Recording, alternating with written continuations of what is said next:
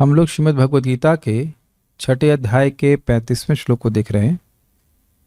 34वें में अर्जुन ने कहा था कि आपने जो साम्य के द्वारा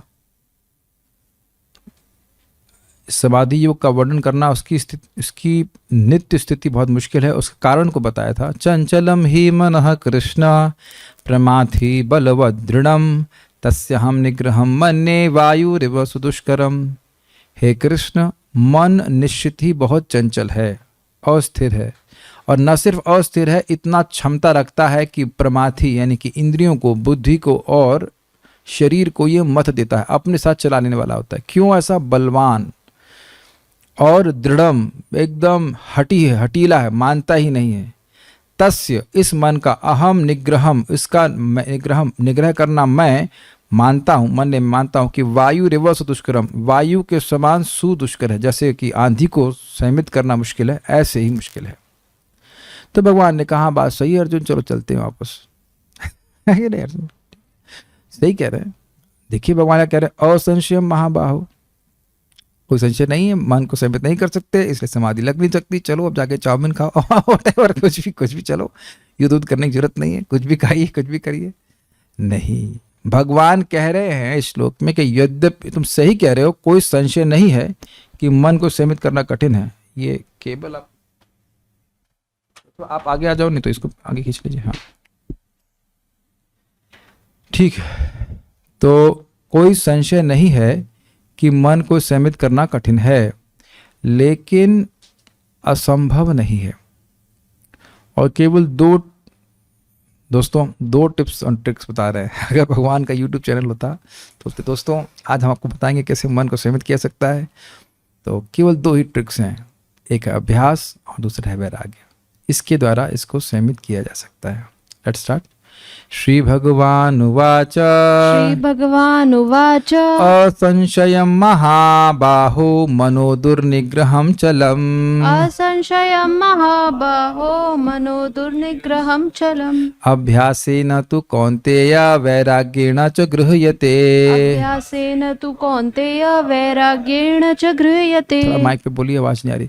असंशयं महाबाहो मनो दुर्निग्रहं चलम्। असंशयं महाबाहो मनो दुर्निग्रहं चलम्। अभ्यासेन तु कौन्तेय वैराग्येण च गृह्यते। अभ्यासेन तु कौन्तेय वैराग्येण च गृह्यते। श्री भगवान उवाच। श्री भगवान उवाच। असंशयं महाबाहो मनो दुर्निग्रहं चलम्। असंशयं महाबाहो मनो दुर्निग्रहं चलम्। अभ्यासेन तु कौन्तेय वैराग्येण च गृह्यते। अभ्यासेन तु कौन्तेय वैराग्येण च गृह्यते। श्री भगवान उवाच। श्री भगवान उवाच। असंशयं महाबाहो मनो दुर्निग्रहं चलम्। असंशयं महाबाहो मनो दुर्निग्रहं चलम्। अभ्यासेन तु कौन्तेय वैराग्येण च गृह्यते। अभ्यासेन तु कौन्तेय वैराग्येण च गृह्यते। असंशयम, श्री भगवान उवाच, श्री भगवान ने कहा असंशयम महाबाहो, हे महाबाहु अर्जुन, इसमें कोई संशय नहीं है। किसमें कोई संशय नहीं है कि मनो दुर्निग्रहम चलम, मन का निग्रह करना बहुत मुश्किल है, क्योंकि चलम ये चलायमान है।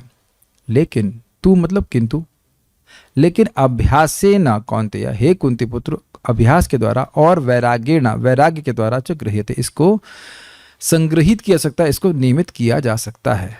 तो 2 ही ट्रिक्स हैं, एक है अभ्यास और दूसरा है वैराग्य। और वो क्या है उसको हम टीकाओं में पढ़ेंगे। भगवान श्री कृष्ण ने कहा, हे महाबाहु कुंती पुत्र, निसंदेह चंचल मन को वश में करना अत्यंत कठिन है, किंतु उपयुक्त अभ्यास द्वारा तथा विरक्ति द्वारा ऐसा संभव है। अन्वय बड़ा स्पष्ट है। महाबाहु, हे महाबाहु अर्जुन, असंशयम, निसंदेह, मनः चंचलम दुर्निग्रहम, मन चंचल और कठिनाई से वश में होने वाला है। तो किंतु कौन्तेय, हे कुंती पुत्र, अभ्यासेन वैराग्येन च गृह्यते, अभ्यास और वैराग्य के द्वारा ये वशीभूत हो जाता है।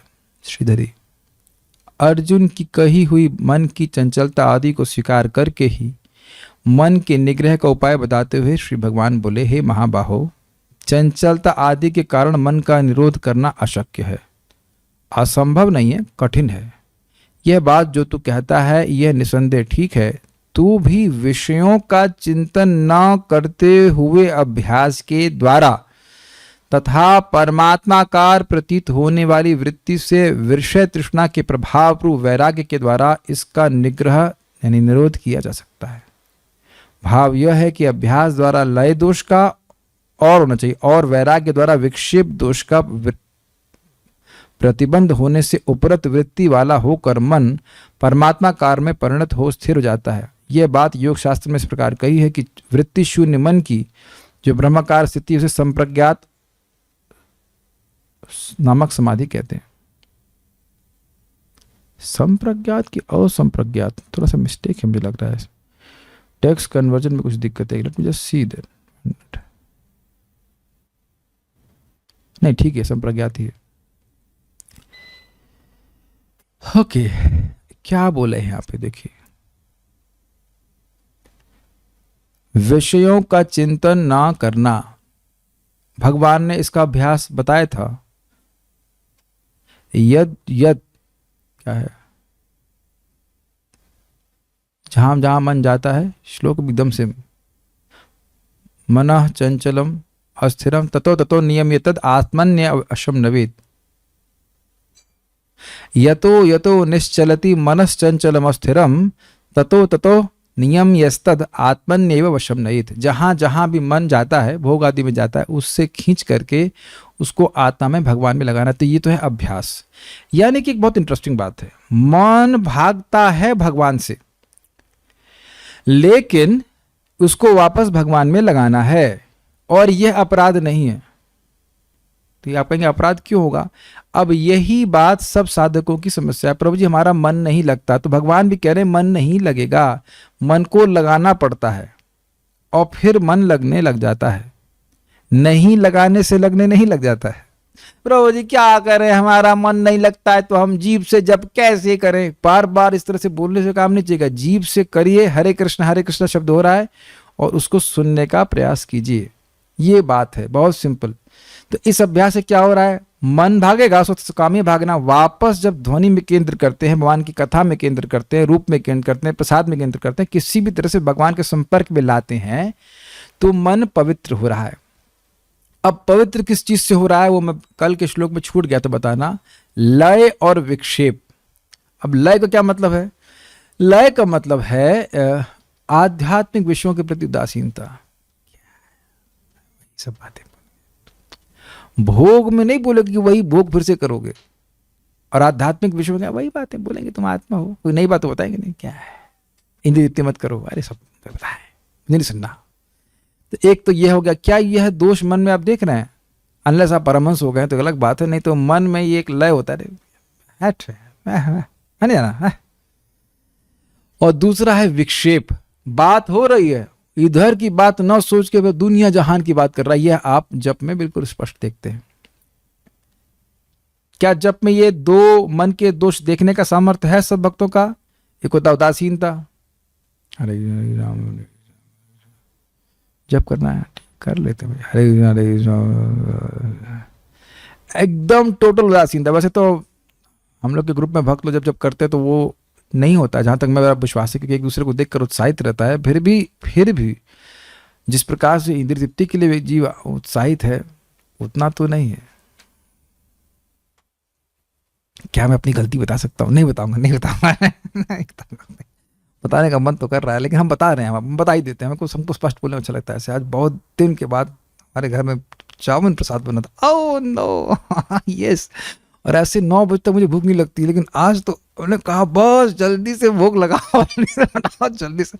तो वहां देख रहा था मेरा मन कितना उत्साहित था। ऑल्दो इट वाज प्रसाद, हमें नॉट एक्जेक्टली भोगा, बट क्योंकि बहुत ज्यादा पसंद है और क्योंकि गेहूं का मिल गया तो गेहूं का भी था, कुछ मैं देता। लेकिन जो कुछ भी हो, इतना ज्यादा मन मेरा मतलब उतावला हो रहा था, प्रसाद चाहिए प्रसाद। मैं भी सोच रहा था इतना तो हम भूख से प्रभावित नहीं होते लेकिन ये क्या हो रहा है, इतना ज्यादा मन का वाह वाह प्रसाद प्रसाद प्रसाद प्रसाद प्रसाद प्रसाद प्रसाद। Although it was not bhoga, it is for to Krishna that's. लेकिन मन जिस प्रकार से उतावला ऐसे हो रहा है चाउमीन खाने के लिए, वैसा तो जब के लिए नहीं हो रहा है ना।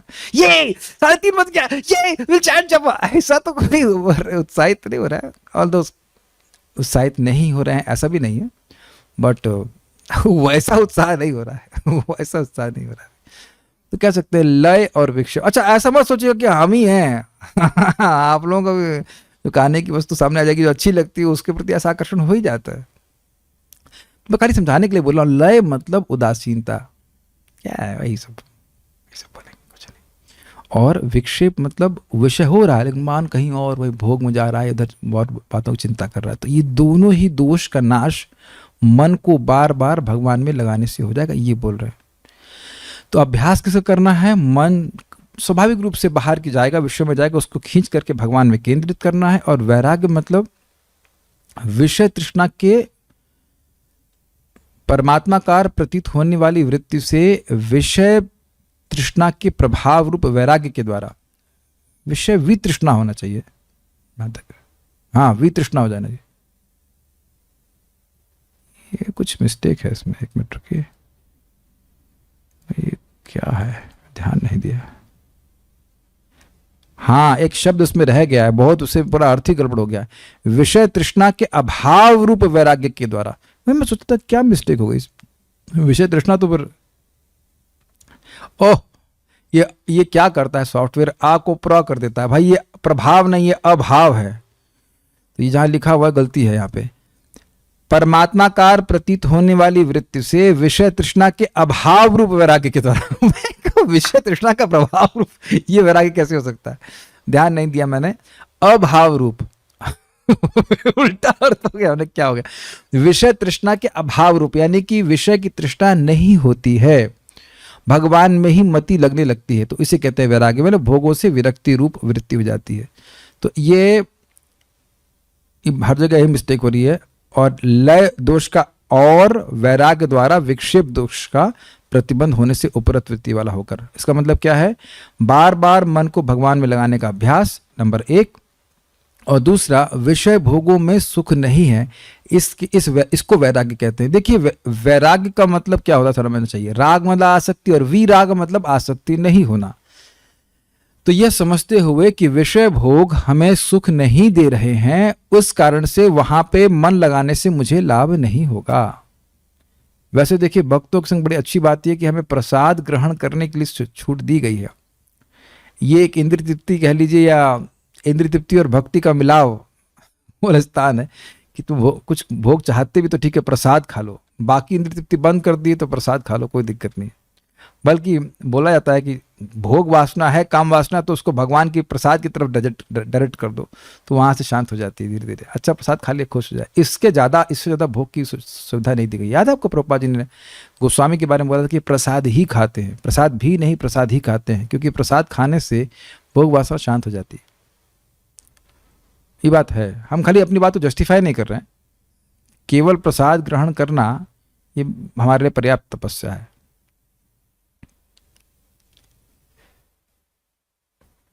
अब आप ये देखेंगे कि जब मन भगवान में लगाया जा रहा है तो जो भोगों की नीरसता है या कटुता है वह साधक को अपने हृदय में प्रकाशित हो जाती है। ये 22 लाइनें समझ में आ रही हैं आपको? क्या कह रहा हूं? ऐसे दुनिया में लोगों को लग रहा है कि भोग बड़े अच्छे हैं, मतलब कार खरीद लो, बंगले खरीद लो, ये कर लो, वो कर लो, या और चीजें, संसाधन, और इन्हीं का विज्ञापन आप देखते हैं हर जगह। लेकिन भक्ति करने से जैसे जैसे मन पवित्र होता जाता है वैसे वैसे व्यक्ति अपने आप इस बात का अनुभव करने लगता है। प्रभुपाद इस बात को समझाएंगे। इसलिए भक्ति में अलग से वैराग्य को हम कल्टीवेट नहीं करते। थोड़ा वैराग्य हेल्प करता है, लेकिन भक्ति करने से, क्योंकि भक्ति का सुख मिलता है, इसलिए व्यक्ति अपने आप विरक्त हो जाता है। ठीक है? जैसे आप सभी लोग यहाँ पे सहज रूप से गीता क्लास सुनने के लिए आए हैं, कोई बाध्यता नहीं है। इसका मतलब है गीता क्लास अच्छी लगती है, इसलिए व्हाटएवर यूट्यूब क्लास है और जो कुछ क्लास वो छोड़ करके आ रहे हैं। Is it not? आप अपने चित्त में देखो कि आप अलग से वैराग्य का अभ्यास नहीं कर रहे हैं। खास भगवान की भक्ति करने से भक्ति में जो रुचि होती है वही अपने आप को वैराग्य दे देती है। ये बात है। ओके, अब ये क्या कह रहे हैं? वृत्ति शून्य मन की जो ब्रह्माकार स्थिति है उसे संप्रज्ञात समाधि कहते हैं। इसका बहुत सिंपल अर्थ है। वृत्ति मतलब मन की जो बाहर लय वृत्ति और विक्षेप वृत्ति। समझ में आया? आध्यात्मिक विषयों के प्रति उदासीनता, इंटरेस्टिंग नहीं है। और जब आध्यात्मिक विषयों की चर्चा हो तो भौतिक विषयों के बारे में सोचना, ये विक्षेप, ये दोनों वृत्तियां शून्य हो गई, मतलब भगवान में लगने लग जाएगा। आप यह है महसूस कर रहे होंगे एकदम स्पष्ट कि गीता क्लास में अब इतना लय और विक्षेप नहीं, तो लय होता ही नहीं है। अगर लय होता तो एटलीस्ट जूम वाले और रूम वाले सामने वक्त आते ही नहीं। अगर इन गीता की चर्चा का विषय में उदासीनता होती तो क्यों आए हैं हम लोग यहाँ पे? पहले तो ये क्लियर कर लीजिए आप। यहाँ तो कोई बाध्यता नहीं कि आप क्लास में नहीं आएंगे तो आश्रम से निकाल देंगे। आश्रम से निकले हुए तो पहले से ही नॉट, ऑलरेडी आपने इस दोष को का निर्मूलन कर लिया है। क्या ये सब लोग इस बात से सहमत हैं? ऐसा तो यहाँ पे कोई नहीं है कि प्रभु जी को बुरा लगेगा इसलिए जाते हैं हम ना, आपको अच्छा लग रहा है इसलिए आप यहाँ पे आ रहे हैं। तो ये लय का दोष तो समाप्त हो ही गया है काफी हद तक। आप देखिए रोज गीता सुनने से क्या नहीं समाप्त हुआ? मैं कहूंगा से जप करना बंद कर दो, क्यों बंद कर दे भाई? तुरंत आपका ये आगे क्यों बंद कर दे? तो आप देख रहे हैं कि भक्तों की संगत की वजह से ये लय का दोष कितना दूर हो गया है। कोई भक्त यहाँ पे हाथ खड़ा करना चाहे और कहे कि जप नहीं करेंगे कल से? बहुत दिन से कोई डांट ना खाई किसी ने तो नहीं। मेरे डांटने की बात है ना, आप लोग सब सिंसियर डिवोटीज हैं, खुद ही जप करते हैं। क्या सब लोगों को दिख रहा है कि कुछ लय में कमी आई है? ये भगवान लग रहा है ये सब लय हो गए हैं कुछ समझ ही नहीं आ रहा है। इतने साल से पढ़ा रहा हूं, कुछ समझ में नहीं आ रहा है। लय नहीं जा रहा है आप लोगों का, लय चला गया कि नहीं चला गया? तो अच्छा लग रहा है सुनने में, उदासीन तो है नहीं। क्या है क्लास ऐसे तो कोई शक्ल से तो नहीं लग रहा कि इस प्रकार से कोई सुन रहा है। इतना क्लियर हो रहा है कि नहीं? और ये लय कैसे गया? अभ्यास के द्वारा। बार बार गीता सुन रहे हैं, बार बार गीता सुन रहे हैं। और अच्छा, उससे विषय में रुचि हो गई। अभी भक्त पूछ रहे हैं लय का मतलब क्या होता है? अच्छा, मम्मी को लेके आओ गीता क्लास में, समझ में आ जाएगा। जिस भक्त ने प्रश्न किया है अपनी माँ को ले आओ गीता क्लास में, समझ में आया? है हमें नहीं सुनना क्लास, ये है, इसे कहते हैं लय। लय मीन्स लय उसको एकदम उदासीन है, हमको नहीं सुनना गीता, हमको नहीं सुनना है, हमको पैसा चाहिए, हमें गीता नहीं चाहिए, व्हाटएवर कुछ भी और चाहिए, लेकिन हमको गीता नहीं सुननी है। ये बात है, इसे कहते हैं लय। और विक्षेप समझ में आया? विक्षेप हमारे एक रिश्तेदार है, उनको बिजनेस बहुत रुचि है। हम देखे कि जब वो क्लास में बैठे थे तो कुछ वो अपना बिजनेस ही सोच रहे थे। बाद में बोले हाँ क्लास में तो मैं बैठा था लेकिन पूरा टाइम मैं बिजनेस ही सोच रहा था, मेरा बिजनेस में यहाँ सामान बिकना है, वहाँ ये होना है। इसे कहते हैं विक्षेप। क्या क्लास में बोला गया ऐसे पूछेंगे तो कुछ नहीं बता पाएगा, वो पूरा बिजनेस के बारे में सोचता रहेगा, ऐसा कुछ सोचता रहेगा। क्या लय और विक्षेप समझ में आया सब लोगों को? विषयों के प्रति उदासीनता, उदासीन ही समझते हैं, न्यूट्रल बोलते रहे, क्या फर्क पड़ता है। मैं ये अनुभव किया था, एक व्यक्ति भक्त ही थे, मेरे घर में प्रसाद पाने आए थे, हमारे घर में प्रसाद पाने आए थे। तो उनका काफी उत्साही था, पैसे के बारे में वर्णन कर रहे थे, ये बिजनेस का, ये प्रॉपर्टी बेची, वो इतना याद आया रहा मुझे कि वो क्या बोल रहे थे कि ये प्रॉपर्टी का यहाँ बेचा, वो प्रॉपर्टी का वहां बेचा, किसको क्या बेचा और क्या बोले उधर मेरी मति ही नहीं की, जबकि वो बहुत जोर से बोल रहे थे। क्योंकि उस विषय के प्रति मेरी टोटल उदासी है, कुछ समझ नहीं आ रहा है, सुनना ही नहीं है कुछ। Is it okay? अब एक इंटरेस्टिंग बात अपने जीवन आप देखेंगे, जब हम जब करते रहते हैं और शास्त्र आप पढ़ते रहते हैं, तो जब बार बार आप पढ़ेंगे तो आप कहेंगे ये वस्तु कहाँ से आई? वो पहले भी थी, क्योंकि लेकिन मेरा मन लय और विक्षेप से युक्त था, इसलिए उसको नोटिस नहीं करते थे। क्या आप लोग संग पता नहीं ऐसा हो रहा है कि नहीं हो रहा है, लेकिन मैं तो बहुत प्रकट देखता हूं। वही भगवत गीता है, वही भागवत है, उसको फिर से पढ़ेंगे, उसे फिर से पढ़ेंगे, उसे फिर से पढ़ेंगे, एकदम से चीजें दिखने लग जाती है। और यह सत्यापित करता है, प्रैक्टिकली आप इससे अनुभव कर सकते हैं कि हमारा चित्त पवित्र हो रहा है भगवान के नाम के द्वारा। कुछ बातें तो प्रवचन की समझ में नहीं आती हैं शुरुआत में, फिर सुनते हैं अच्छा ये बोल रहे थे, अच्छा ये बोल रहे थे, बार बार सुनते हैं तो मन पवित्र हो रहा है, उससे ये देखेंगे कि हाँ हमको और अधिक बात समझ में आ रही है।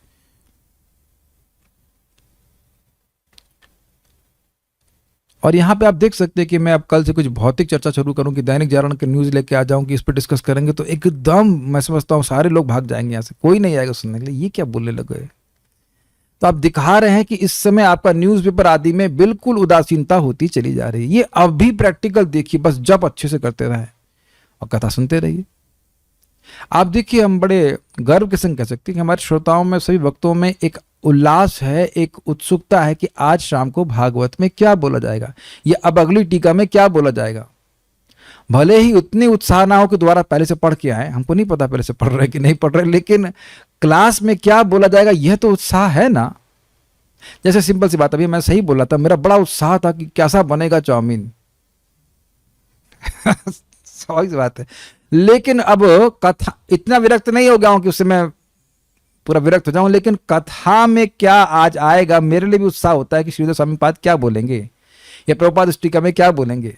तो वह भी एक उत्साह है, ऐसा नहीं कि बिल्कुल कोई मतलब ही नहीं कि क्या बोलेंगे। मेरा अनुभव है कि कई बार ऐसे श्रोता भी होते हैं, आप लोग की नहीं बोल रहा हूँ, लेकिन वो जबरदस्ती आ जाते हैं, उनको जो लाया गया होता है क्या जाए भर भर के जैसे भी करके, तो उनकी शक्ल से दिखता है उदास, एकदम उदासीन, उन्हें कुछ मतलब ही नहीं क्या बोला जा रहा है, कुछ भी रुचि नहीं होती उसमें।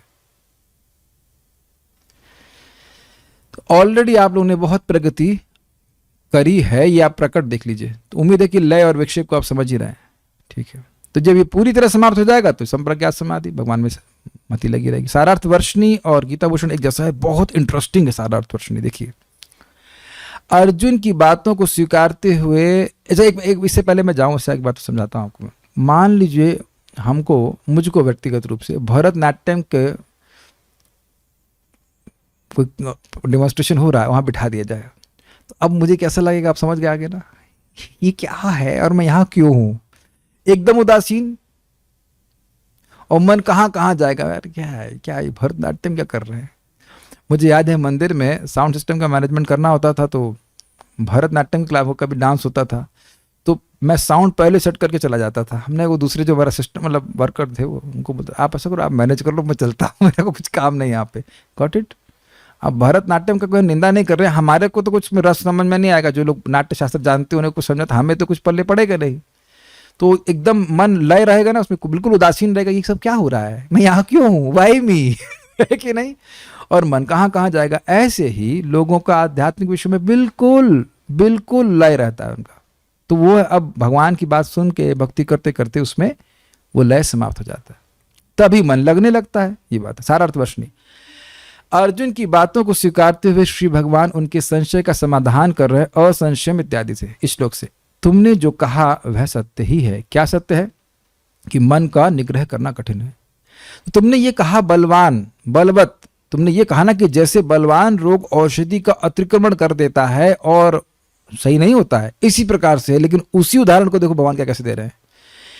किंतु बलवान रोग भी अच्छे वैद्य के द्वारा दी गई औषधि की निर्दिष्ट रूप से नियमित सेवा करने पर देर से ही सही परंतु समाप्त हो ही जाता है। क्या सुंदर बात है, अगर आप विचार करें।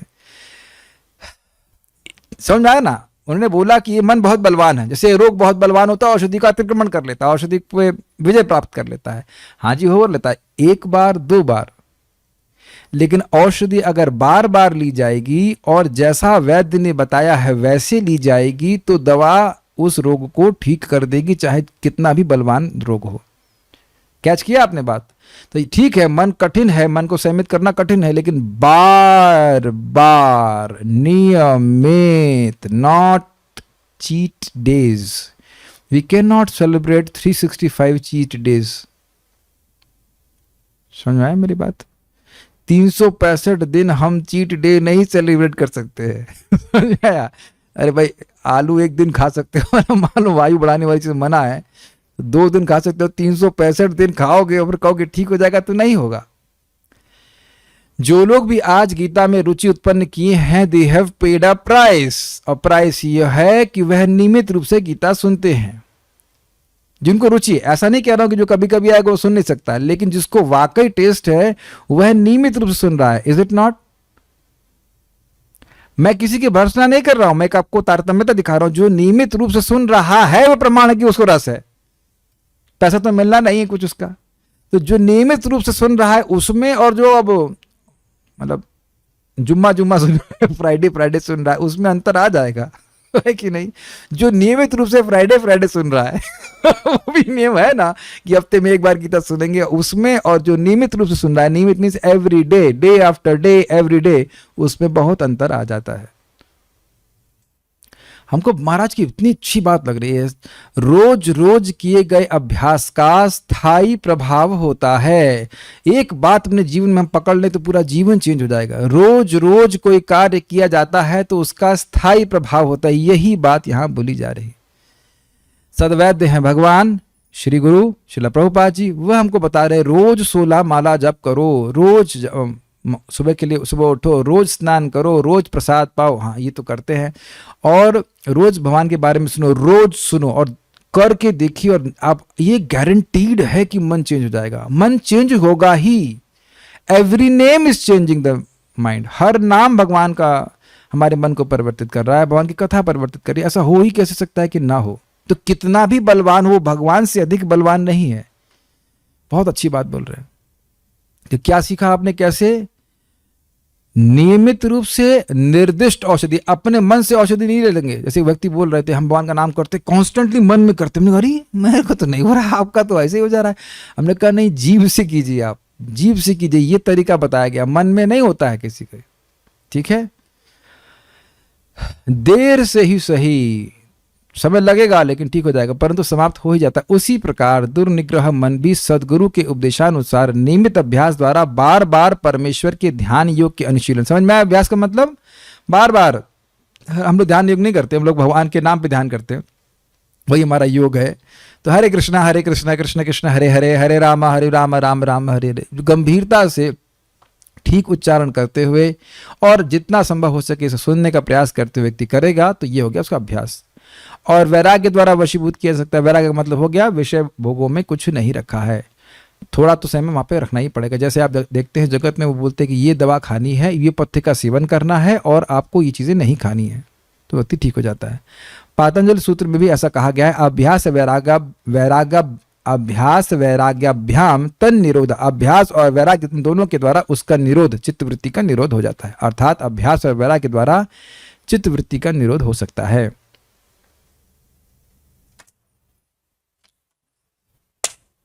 हे महाबाहु, क्या कहने का आशय है?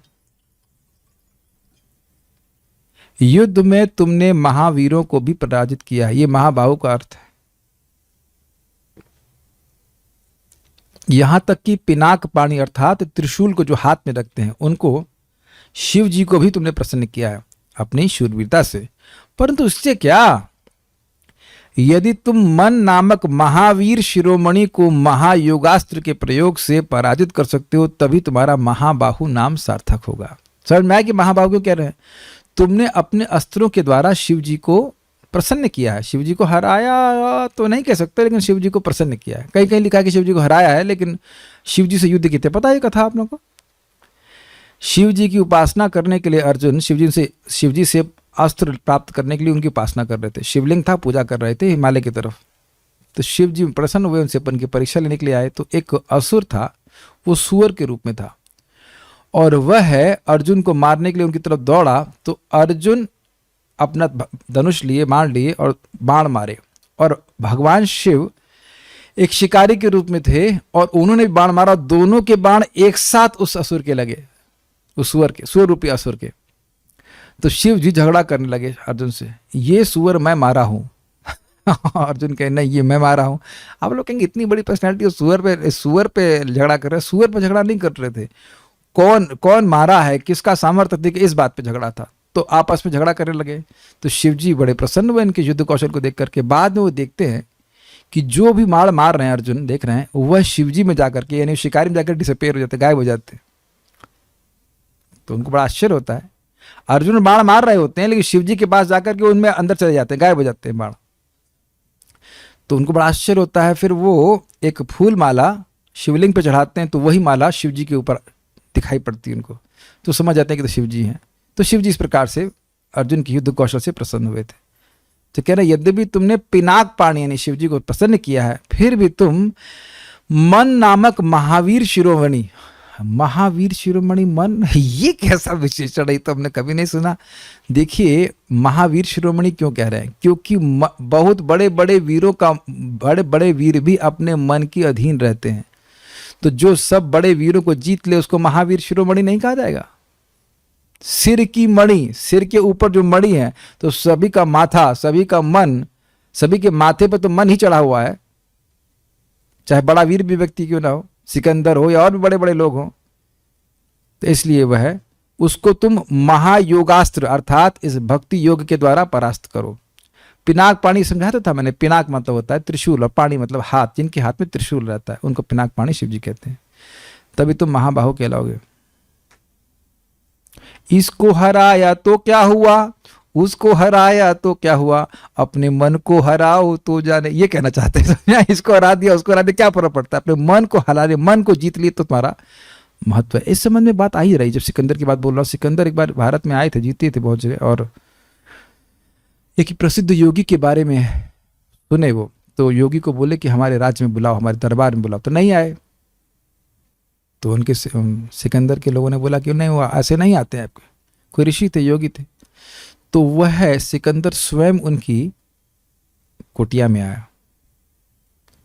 तो वहां योगी बोलता है, आओ मेरे दासों के दास। कहते हैं, हाँ आपके दास? कहते हैं हाँ। कहते हैं तुम अभी भी काम, क्रोध, लोभ, मोह, मद, मात्सर्य, ये मन की सेना है, इसके अधीन हो, और मैंने इन सब को जीत लिया, इसलिए तुम मेरे दासों के दास। सिकंदर चकित रह गया।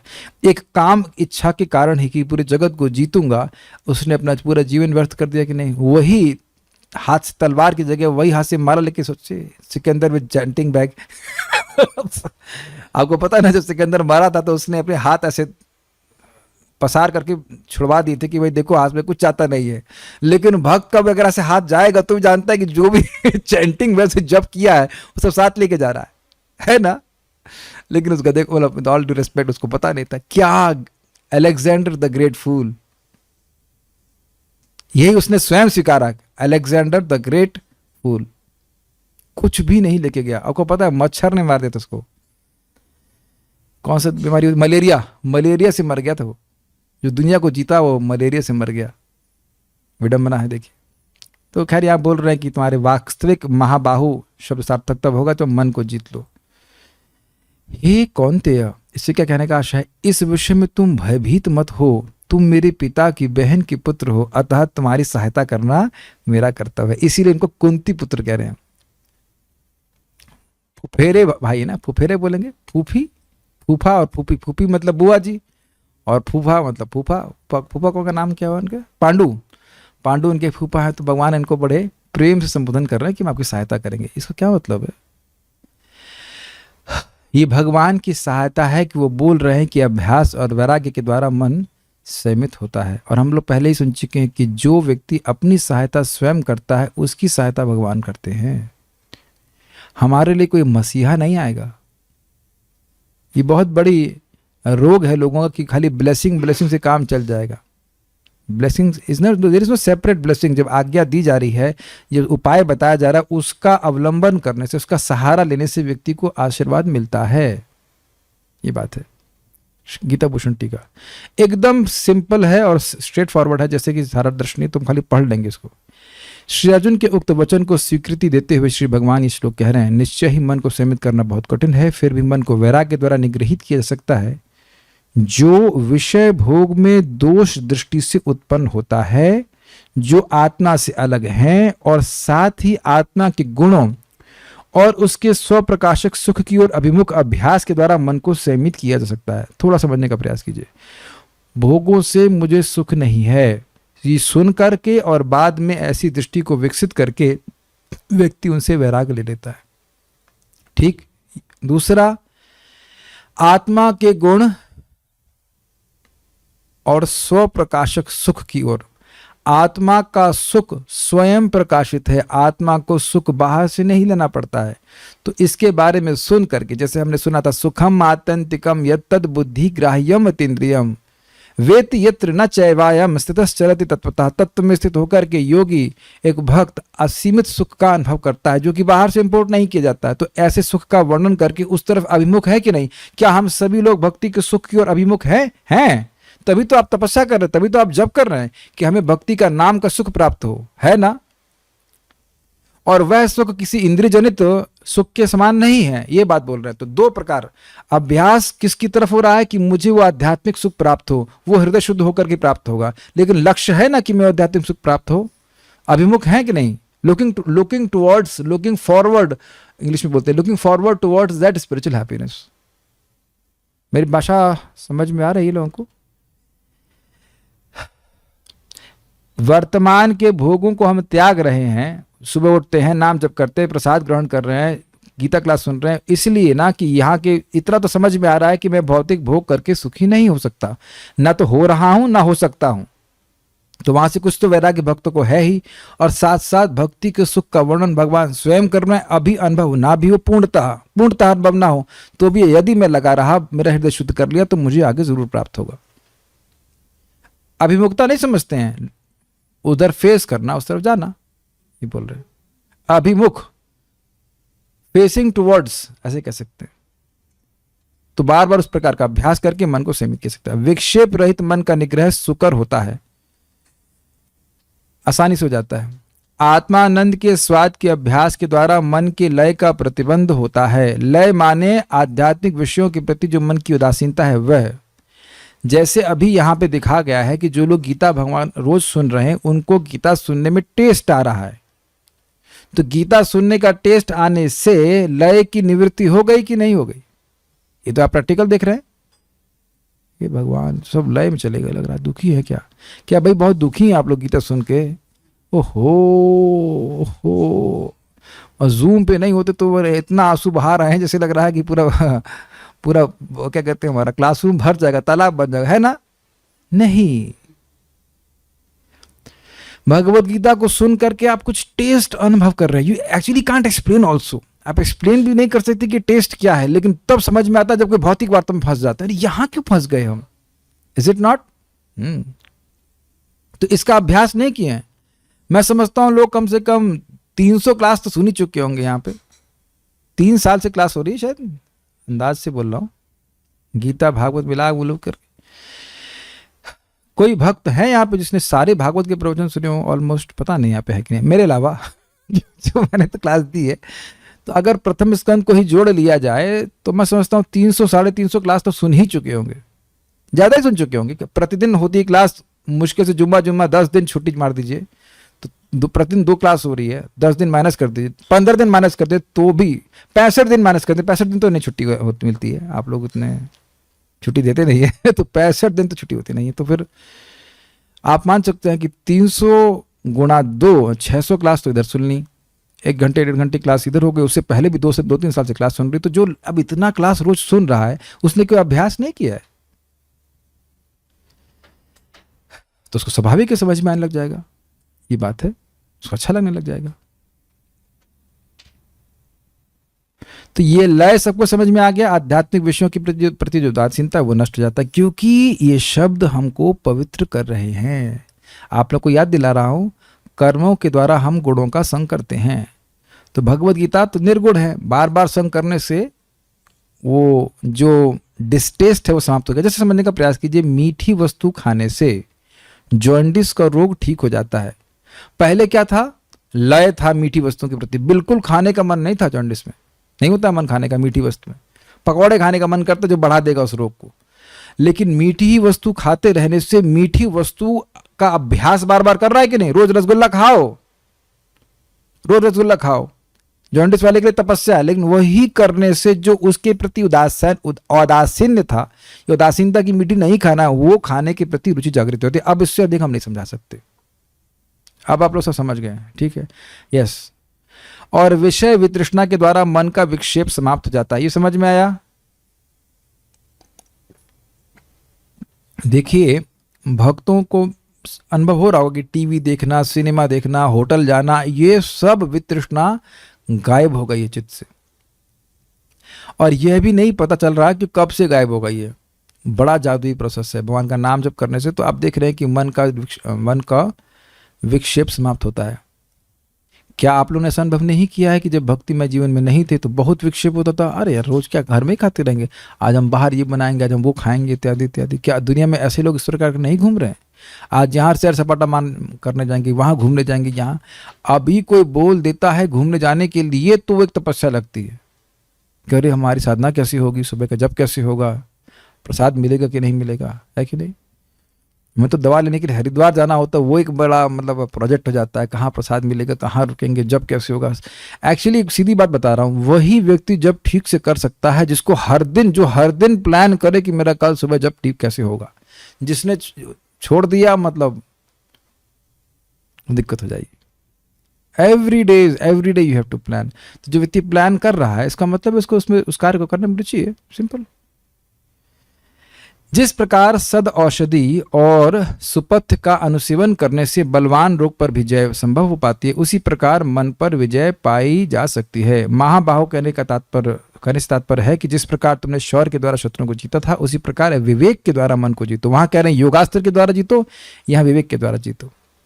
श्रीपद रामानुजाचार्य, इसमें कोई संदेह नहीं कि चंचल स्वभाव होने के कारण मन को वश में करना बहुत ही कठिन है, तथापि आत्मा गुणों का भंडार है। इस अभ्यास से होने वाली आत्माभिमुखता और आत्मा से अतिरिक्त विषय दोषों की खाने हैं, ऐसी अनुभूति से होने वाले वैराग्य के द्वारा उसे किसी तरह वश में किया जा सकता है। बहुत अच्छा अर्थ लिया, देखा आपने कैच किया। आत्मा में बड़े अद्भुत गुण हैं। आत्मा का दोनों अर्थ ले सकते हैं, आत्मा मतलब आत्मा और आत्मा मतलब भगवान। अद्भुत गुणों का भंडार है और विषय दोषों की खान है, दोनों जगह है, भंडार के अर्थ में लिया जा रहा है। आत्मा सच्चिदानंद है, हम स्वयं सच्चिदानंद हैं, भगवान सच्चिदानंद हैं, भगवान के अनंत गुण है, अनंत सुख है भगवान की सेवा में, तो उधर भागेगा। और इधर दुखों की खान है, कोयला खान में क्यों जाएगा जब हीरे की खान मिल रहा है, ये अर्थ है। तो इस प्रकार से अभ्यास करेगा भगवान की ओर अभिमुख होने के लिए, और जो गंदी चीजों से विरक्त होता चला जाएगा। तात्पर्य अर्जुन द्वारा व्यक्त इससे पहले मैं आगे जाऊं, एक बड़ी इंटरेस्टिंग बात बताऊंगा। श्रीपाद रामानुजाचार्य जी की जीवनी में सुन रहा हूं, परम पूज्य भक्ति रसामृत महाराज के द्वारा, बहुत सुंदर प्रवचन है। और वहां पे महाराज जी बता रहे हैं कि वरदराज भगवान विष्णु ने श्रीपाद रामानुजाचार्य को 2 वरदान दिए थे, स्वयं से दिए। एक कि वह किसी के भी बीमारी को ठीक कर सकते हैं, दूसरा उनके अंदर ये सामर्थ्य है कि सभी लोगों को माया के प्रभाव से मुक्त कर सकते हैं। तो उनकी कुछ टीका को हम पढ़ते हैं तो उससे हमें प्रकाश प्राप्त होगा। तात्पर्य अर्जुन द्वारा व्यक्त इस हटीले मन को वश में करने की कठिनाई को भगवान स्वीकार करते हैं, किंतु साथ ही वे सुझाते हैं कि अभ्यास तथा वैराग्य के द्वारा यह संभव है। यह अभ्यास क्या है? वर्तमान युग में तीर्थवास, परमात्मा का ध्यान, मन तथा इंद्रियों का निग्रह, ब्रह्मचर्य पालन, एकांतवास आदि कठोर विधि विधानों का पालन कर पाना संभव नहीं है, अर्थात यह अभ्यास नहीं है। यह अभ्यास अन्य युगों में है, लेकिन यह अभ्यास कल युग में नहीं है। ये क्लियर कर रहे हैं, बहुत सुंदर तात्पर्य। किंतु कृष्ण भावनामृत के अभ्यास से मनुष्य भगवान की नवदा भक्ति का आचरण करता है। यह अभ्यास करना है। ऐसी भक्ति का प्रथम अंग है कृष्ण के विषय में श्रवण करना, और उसके बाद फिर नहीं करना। ये अर्थ नहीं है। समझ में आया कि हाँ भाई अब तो श्रवण कर लिया, अब तो कुछ करने की जरूरत नहीं है। वो मेन सबसे ज्यादा प्रबल साधन है अपने मन को शुद्ध करने का, वह श्रवण। हाँ हम सुन लिए कृष्ण भगवान, अरे कुछ नहीं सुने वो अभी। दुश्चिंताओं से शुद्ध करने के लिए यह परम शक्तिशाली एवं दिव्य विधि है, और इसीलिए फॉन्ट बड़ा कर दिया कि बिना चश्मे के भी आप पढ़ लें। कृष्ण के विषय में जितना ही अधिक श्रवण किया जाता है, उतना ही मनुष्य उन वस्तुओं के प्रति अनासक्त होता है जो मन को कृष्ण से दूर ले जाने वाली हैं। जानबूझ के अलग तरह से पढ़ा जा रहा है ताकि किसी को सुनने में कोई दिक्कत नहीं आए, फिर से पढ़ ले रहे हैं और बड़ा हाईलाइट किया हुआ है। कृष्ण के विषय में जितना ही अधिक श्रवण किया जाता है, उतना ही मनुष्य उन वस्तुओं के प्रति अनासक्त होता है जो मन को कृष्ण से दूर ले जाने वाली है। तो जो कह रहा है हमारा मन नहीं लग रहा है, हमारा मन लग, तो कान लगाओ। कान लगाएंगे जितना ज्यादा। तो सुबह सुन तो लिया गीता, तो खाना कौन बनाएगा? तुम्हारा बाप। माताओं को बोलो, सॉरी ऐसे शब्द यूज करने चाहिए थे, जस्ट एक स्टाइल से बोल रहा हूं। आप खाना बनाओगे ना, आपके पिताजी तो आके नहीं बनाएंगे। तो खाना आप बनाते बनाते सुन नहीं सकती हैं, बढ़ाइए सुनने का प्रोसेस को, क्या दिक्कत है? घर वालों को दिक्कत हो तो हेडफोन ला के सुन लो। वैसे मैं नहीं समझता हूँ कि किचन में कोई आप बोल दो हम सारा काम अपने आप कर लेंगे, हमें कोई सहायता की जरूरत नहीं है, आप वहाँ वही रहिए। सासू माँ को बोल दीजिए आप माता जी मैं सेवा के लिए हूँ, मैं सेवा करने दीजिए, आप वहाँ आराम से टीवी देखिए और कुछ भी कीजिए, हमें कथा सुनने दीजिए। ये आपके सामने है, इतना सुंदर सुविधा देखिए पहले के जमाने में नहीं। देखिए सोचिए, विचार कीजिए, श्रीपाद रामानुजाचार्य जी मान लो इस समय होते तो यूट्यूब का चैनल नहीं होता उनका। सिंपल सी बात है, और सुन सकते थे, सिंपल सी बात है। पहले जमाने में, जब 1200 साल पहले आए, यह सुविधा नहीं थी कि कोई माता जी उनकी शिष्य कुछ होंगी, वो कहीं बिहार में हो या कहीं पे हो, जम्मू कश्मीर में हो, कहीं पे भी हो, तो वो अब महाराज जी के, श्रीपाद रामानुजाचार्य जी के वो लेक्चर सुन सकेंगे? नहीं सुन पाएंगे। तो यहाँ तो कितनी सुविधा दे रखी गई है कि रिकॉर्डिंग किया जा रहा है, अन्य भक्त महाराज लोग की रिकॉर्डिंग है, जिनसे भी आपको इंस्पिरेशन मिलता है, सुनिए उसको, सुनते जाइए सुनते जाइए। महाराज शब्द, इसको महाराज का शब्द कह रहे हैं, कानों में भरते रहना चाहिए। ऐसे काम जैसे आपके घर की सफाई करना है और झाड़ू पोछा करना है, अनलेस आपने सब कुछ डेलीगेट नहीं कर दिया तो और खाना बनाना है, जो भी घर के सामान्य कार्य होते हैं वो सामान्य नहीं रह जाते। आप भगवान के बारे में सुनते रहिए। मुद्दा तो टेस्ट का है, तो हमको टेस्ट नहीं है तो सुनने से ही होता है। और प्रभु जी लोग अगर मान लो मौका नहीं मिला तो दाढ़ी तो कम से कम नाई से मत बनाओ, दाढ़ी खुद बना लो। कहने का मतलब है अब सुबह स्नान करने जा रहे हैं तब भी सुन सकते हैं। हम तो देखिए सुबह का मौका एक क्षण नहीं छोड़ते। योगा करता हूँ तो भी सुन लेता हूँ, बाथरूम जाता हूँ तो भी सुन लेता हूँ, सुनते सुनते सुनते सुनते जितना हो सके 15 से कम से कम आधा घंटा तो सुबह ही सुन लेते हैं। और सुबह की तो अमृतमय हीरिंग होती है। बाकी आप लोग संग यहाँ बैठ के चर्चा कर ही रहे हैं। ये मैं प्रैक्टिकल देख रहा हूँ, अनुभव, सीधे अनुभव करता हूँ कि इन विषयों के संपर्क में होने से विषय से दूर हो जाता है। कृष्ण भावना में, भक्ति में, भगवत गीता भागवत में मन लगता है तो सहज रूप से भोगों से व्यक्ति विरक्त हो जाता है। कितना सुंदर बात है, देख रहे हैं, ऑटोमेटिक प्रोसेस है। आप कृष्ण के बारे में सुन रहे हैं, कृष्ण को अपने पास ला रहे हैं, तो कृष्ण आपको उन विषयों से दूर ले जा रहे हैं जो आपको उनसे दूर ले जाएंगी। Think this is clear.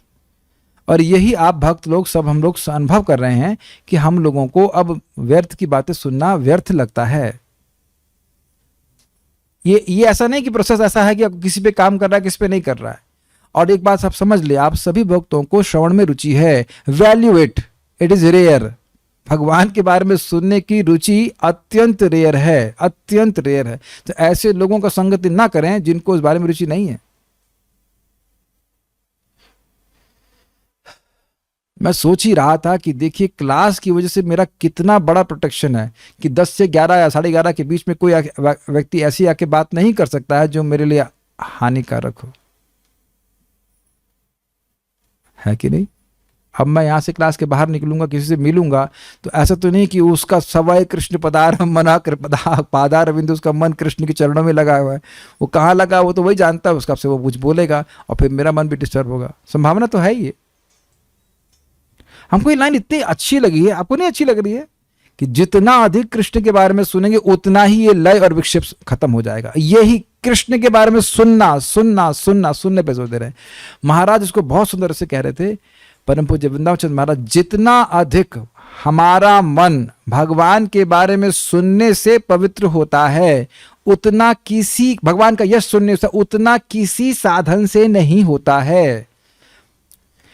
पूरी क्लास में सब भूल जाइए, ये बात याद रखिए। भगवान का यश सुनने से जितना हमारा मन पवित्र होता है और तुरंत जितना होता है उतना किसी और साधन से नहीं होता है। इसीलिए प्रभुपाद श्रवण पे इतना बल दे रहे हैं। ये बात है। तो देखिए फोटो भी रखा गया, कृष्ण कथा के रूप में कान से प्रवेश कर रहे हैं। ठीक है। मन को उन सारे कार्यों से विरक्त कर लेने पर जिनसे कृष्ण का कोई संबंध नहीं है, मनुष्य सुगमता पूर्वक वैराग्य सीख सकता है। क्या आपने डेवलपमेंट देखा? कृष्ण के बारे में अधिक अधिक सुनने से क्या होता है? जो कृष्ण से संबंधित नहीं है उससे वैराग्य हो जाता है। और जब वैराग्य हो जाता है तो मन को संयमित करना आसान होता है। Is a very big secret. मन कहीं जा रहा है तो क्यों जा रहा है? क्योंकि वो उसे अच्छा लग रहा है।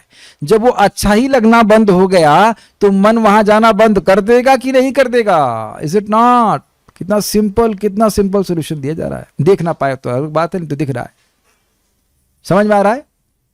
जब मन को वहां से वहां पे टेस्ट ही नहीं आएगा तो वहां पे जाएगा ही नहीं। और वो टेस्ट कैसे खत्म हुआ? कृष्ण कथा के श्रवण के द्वारा। ये बात बोल रहे हैं। कितना सिंपल सरल तरीका है। वैराग्य का अर्थ है पदार्थ से विरक्ति और मन का आत्मा में प्रवृत्त होना। स्पष्ट है, निर्विशेष आध्यात्मिक विरक्ति कृष्ण के कार्यकलापों में मन को लगाने की अपेक्षा अधिक कठिन है। अब ये बड़ी रुचिकर है। प्रभुपाद जी कहते हैं, ये कहते रहना कि अहम ब्रह्मास्मि, मैं आत्मा हूं, मैं आत्मा हूं, मैं आत्मा हूं, कुछ समय के बाद बोर हो जाएगा। कैसे? जैसे मान लो किसी के पास बहुत धन है और बार बार बोल रहा है मैं बहुत धनी हूं, मैं बहुत धनी हूं, मैं बहुत धनी हूं, लेकिन तुमको धन का उपयोग करना ना आए तो बोरिंग नहीं लगेगा? आप बताइए माता जी लोग कि आप लोग कह सकते हैं हम बड़ा अच्छा खाना बनाते हैं, हम बड़ा अच्छा खाना बनाते हैं, हम बड़ा अच्छा खाना बनाते हैं। ये बोलते रहने से क्या होगा? खाना बनाने का जब मौका दिया जाएगा तब अच्छा लगेगा ना आप लोगों को, कुछ जौहर दिखाया जाए।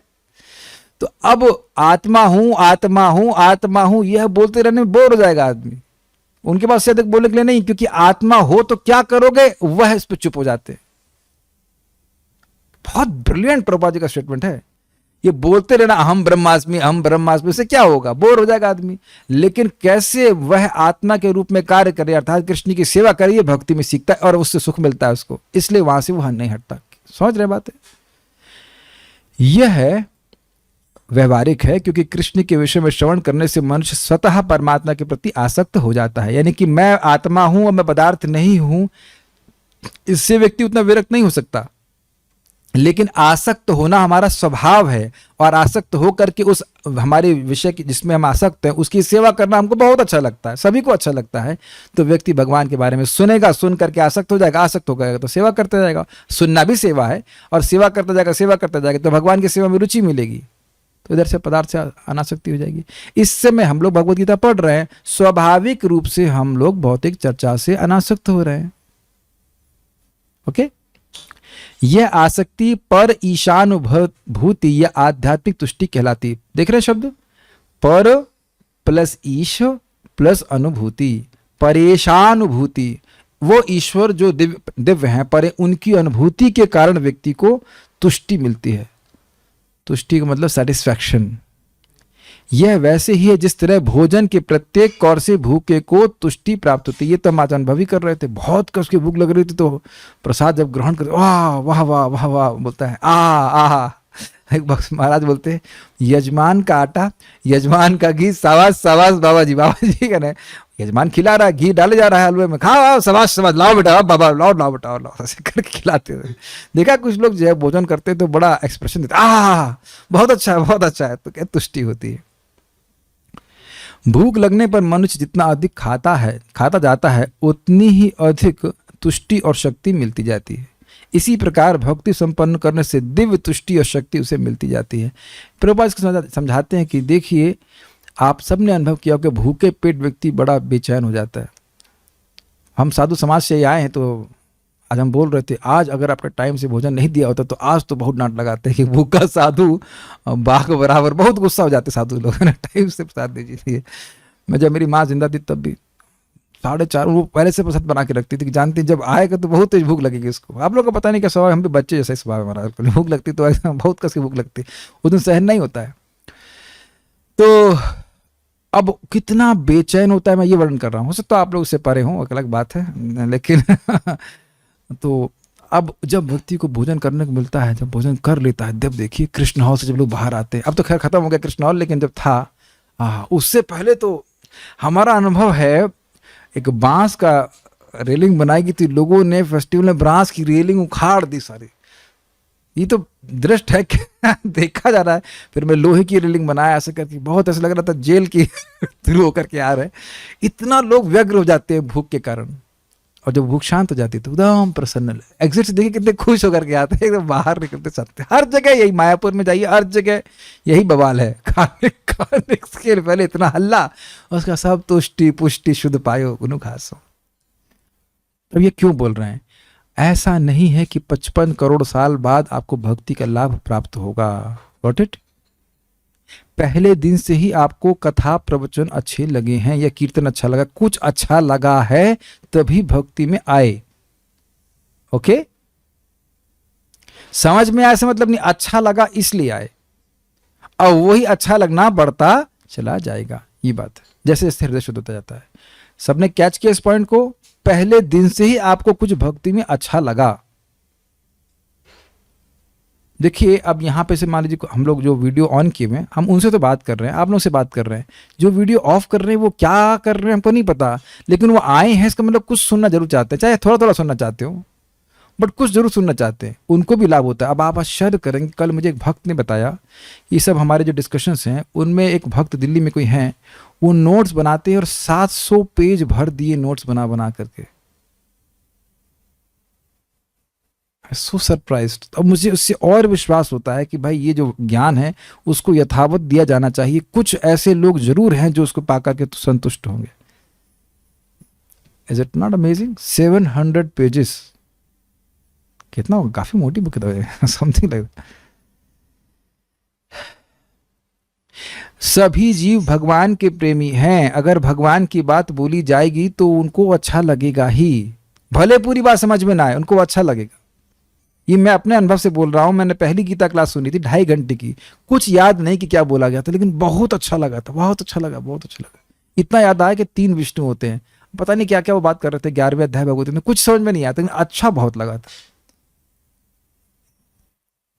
तो क्या सीख रहे हैं इससे? आपको पहले दिन से ही भक्ति अच्छी लगती, तो करते जाएंगे, जितना भूख शांत हो जाएगी उतना ही और कुछ खाने की इच्छा समाप्त हो जाएगी। लेकिन एक दिक्कत है इस उपमा में, जब भूख शांत हो जाती है तो व्यक्ति भोजन करना बंद कर देता है, लेकिन भक्ति में ऐसा नहीं होता है कि भक्ति करना बंद कर दे। Got it? ठीक है। इसी प्रकार भक्ति संपन्न करने से, अब एक छोटी सी बात सोचिए, इसमें लाके जाऊं, ये जो मैंने अभी कमेंट किया, ये मेरा कमेंट नहीं है, ये श्रील विश्वनाथ चक्रवर्ती ठाकुर जी कमेंट जो श्लोक पे है, भक्ति परेशान भव विरक्ति अन्यत्र चय सत्र एक काल। मैं आपको सूत्र बता रहा हूं, जो बातें सुनते हैं हम, मान लो टीकाओं से पढ़ते, उसको रिपीट कीजिए। वो भगवान को पसंद आने वाली बातें हैं। अभी जो मैंने बोला ना, वह भगवान को पसंद आने वाली बात है, क्योंकि श्रील चक्रवर्ती पाद ने बोला है। प्रभुपाद जी की बातों को रिपीट कीजिए, तो वो रिपीट करेंगे तो एक तो आपको प्रसन्नता होगी, आप प्रामाणिक बात बोल रहे हो, और सामने वाला भी प्रसन्न होगा, क्योंकि उसके हृदय में जो भगवान है वह प्रसन्न होंगे। ये सूत्र समझ में आ रहा है आपको? और अपने मन से कुछ कुछ बोलते रहेंगे तो उससे कुछ काम नहीं बनेगा, ना हम प्रसन्न होंगे ना भगवान कहेंगे ये बात कुछ हजम नहीं हुई, ये कैसे बोल रहा है, ये कहां से बोल रहा है, और आपके मन में वो बातें छप जाएंगी उसको रिपीट करते रहने से। इसी प्रकार भक्ति संपन्न करने से दिव्य तुष्टि की अनुभूति होती है, जिसको आप एक्सप्लेन नहीं कर सकते, क्योंकि मन भौतिक वस्तुओं से विरक्त हो जाता है। यह कुछ कुछ वैसा ही जैसे कुशल उपचार तथा सुपथ्य द्वारा रोग का इलाज। अतः भगवान कृष्ण के कार्यकलापों का श्रवण उन्मत्त मन का कुशल उपचार है, और कृष्ण के अर्पित भोजन ग्रहण करना योगी के लिए उपयुक्त पथ है। यह उपचार ही कृष्ण भावनामृत की विधि है।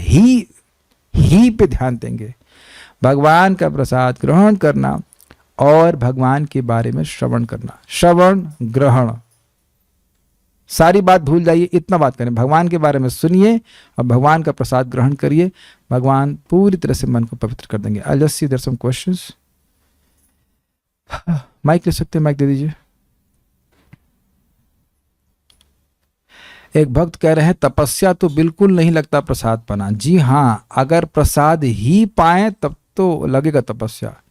आप तो खैर मुझे उम्मीद है कि तपस्या करते होंगे, कि तपस्या प्रसाद भी नहीं, ही ओनली, प्रसाद के अलावा और कुछ नहीं खाना, तो ठीक है, क्या दिक्कत है? नहीं लगता तो करते रहिए।